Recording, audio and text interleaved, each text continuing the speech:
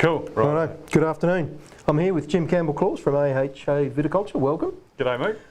We're just going to talk the season. So if you can talk us through what's happened since December, basically, up until last weekend, and we'll leave that to later. Yeah, okay. Well, we've had a very hot summer. Mm-hmm. Basically, first week of December was quite cool, a little bit like November.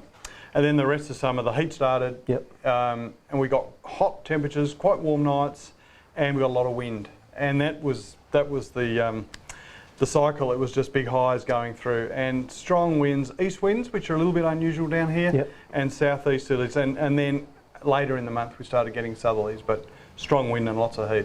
And warm nights, or we were still getting cooler nights? Oh, look, there were some cool nights, but yeah, pretty warm nights. Look, I looked at the weather data for January, and I think it's the warmest January we've had on record. I think Cape Leeuwin and Cape Naturalist had the hottest days on record. I think the average maximum temperature was 4 degrees above the long-term average, so big and the long-term minimum was 1.5 above the long-term average. So yeah, nights were slightly warmer, but yeah, you still get a few cool nights in there. Yep. So overall, it was looking pretty good. Yeah, look, it was for growing grapes, warm, dry weather is ideal. Disease-wise, what was happening? Look, disease-wise, if you remember back to November, it was cold, it was wet, it was hard to get sprays on. We were really worried about the season. We were worried about botrytis, we were worried about powdery and downy, everything. And then that hot, dry weather came, so disease pressure dropped right off. Still had pretty big canopies, so there was still a little bit of pressure. And definitely there's a little bit of powdery around in the region, so we were worried about that. And further down south, there was a few reports of, tiny bits of botrytis, but with that weather condition, you just weren't worried about it. Yeah.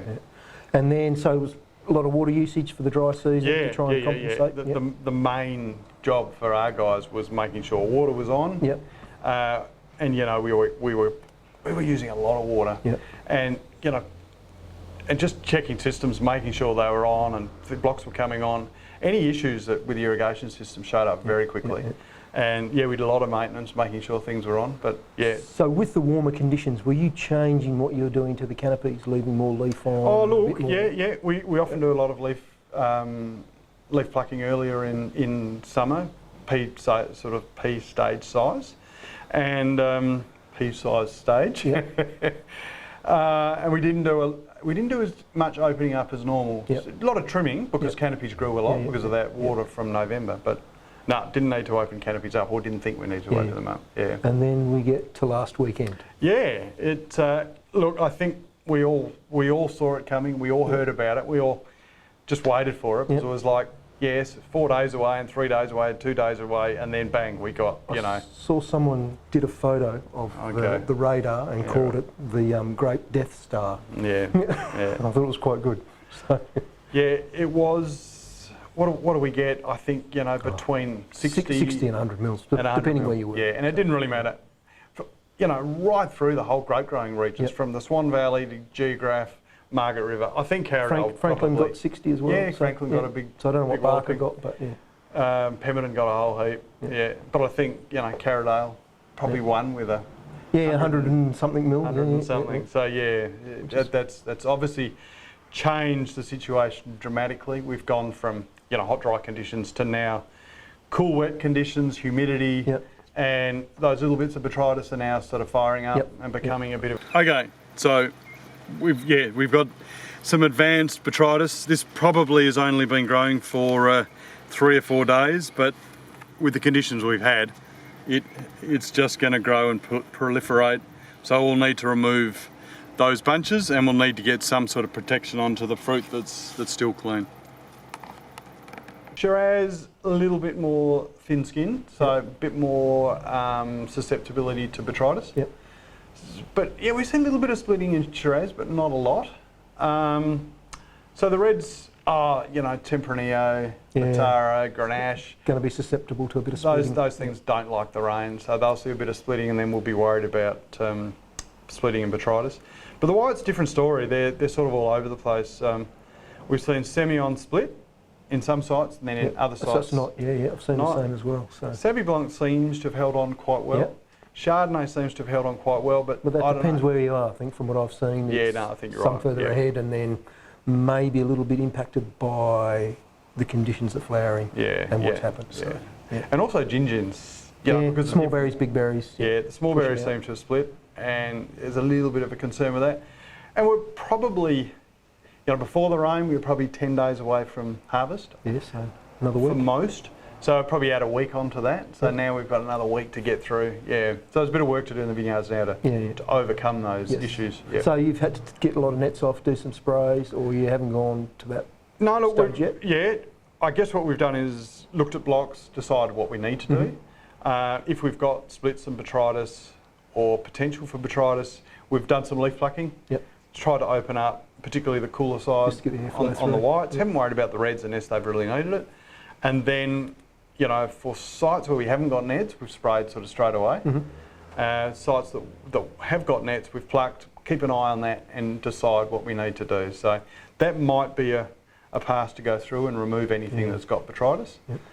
And then if we need to, we'll rip those nets off and get the spray on. Yeah. So as a consequence, it just means you're in the vineyard more, checking, and you're going to have to check every week. Because how is it going to change? And I think regular checking, and once you see something. So the products that we can use, Serenade and Viticulture, those sort of things, they got a 1-day withholding period. So they work really well as far as timing goes. You can use PMS. But that'd be more just right at the end, wouldn't it? Absolutely. PMS, more than earlier? Yeah. So really they're the only couple of things we can use. And I think timing is critical. So I think you've got to let the berry split, you've got to see those splits, then you've got to get it on before there's any so germination of the spores. In between now and next week is probably when you'd want to be doing your sprays. Yeah, the next day or two. So, there's obviously a bit of demand for those products. Yeah, there has been strong demand, so we've been doing a bit of juggling and making it all work. So, what we've done with them is just targeted the fruit zone. Which makes sense. And we've put a little bit of wetting agent in it. Yeah, okay. So, I think both the labels don't say a lot about wetting agent. So I did a little bit of investigating, spoke to the chemical reps, and both of them said, Vitiwet, Agral, non-ionic wetters are probably the way to go. Because I think the volume you need, like with the dew wet, I think you might have too much runoff. The Serenade label does say you can use dew wet, so but obviously you've got to get the rate. You've got to get the rate right. Your concentration rates right. And Viticulture, I think, just says Agral, but it'd be worth checking out. I'm pretty sure it is just Agral. So So I think, ideally we get warm, dry weather, a bit of wind. That'll help. Get the wineries on board, pick the fruit quicker than later. And then stuff that's got to wait for a little while, leaf pluck, open it up, get airflow going, get some sort of protection on, and then we'll be right. The other issue we've got, of course, is birds. Yeah, and they'll probably poke their heads up quite vigorously quite soon, I would think, because the flowers probably will get knocked around a bit with that rain. It's interesting, there's not a lot of Mary blossom Depends around. where you are though. Some patches is really strong and others not. So and there's not a lot of birds around, but most people have got their nets on. I did hear a report, someone said last night that the little tree muns, they were dropping out of the trees and dying because it was a bit too cool for them. Yeah, so maybe the silver eyes and wattlebirds the same, but we haven't seen a lot of birds. I think there's pretty good flowering on the coast. Yep. And once that goes, they'll come back in, and then, so it's just a matter of time when they come back in. So we all know that. There will definitely be birds. So get your nets off, spray if you need to, but make sure you get them back on. Yeah, totally. And irrigation, I think we just turn that off for a while. I think you'd be pretty right with 100 mil plus or whatever. But I think so all in all, look, the rain is difficult. It's good for the reds. It's going to be challenging for the whites. Get out there, do some work, make sure you open stuff up, give it a bit of protection, and hopefully we have some fine weather. If the weather behaves itself, I think we'll be looking quite good. It'll come out for a positive result. So, all right. Cool. Good wrap up. Thanks very much, Jim. Pleasure. Good. Cheers. Thank you. Cheers, Mike.